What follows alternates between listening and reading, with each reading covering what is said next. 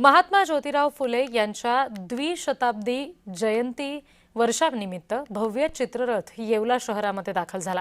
समता परिषद आणि भुजबळ समर्थकांनी पुष्पवृष्टी करून जल्लोषात त्याचं स्वागत केलं।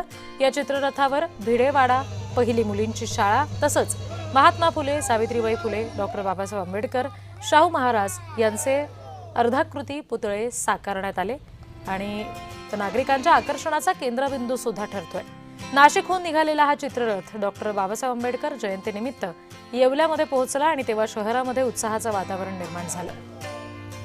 आमचे प्रतिनिधी नरेंद्र बटाव या सगळ्या संदर्भात आपल्याला आणखी तपशील देत आहेत, बघूया।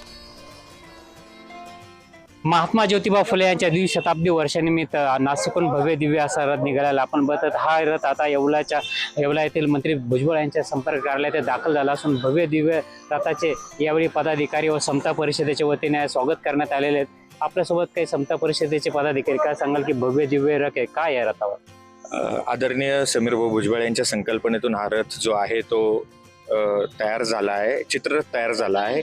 या रथामध्ये पुढे जे काय आहे ती भारतातली पहिली मुलींची जी काही शाळा आहे, भिडेवाडा जो आहे तो आहे, त्याच्यानंतर इथे काही ग्रंथसंपदा आहे, अर्धाकृती पुतळे आहेत, त्याच्यानंतर या ठिकाणी इकडे ग्रंथसंपदा आहे, अर्धाकृती पुतळे आहेत आणि फुले शाहू आंबेडकर हा जो काही पुरोगामी विचार आहे, अखिल भारतीय महात्मा फुले समता परिषदेच्या माध्यमातून या चित्ररथाचं आयोजन करण्यात आलेलं आहे। हा रथ कुठे कुठे फिरणार आहे राज्यासह?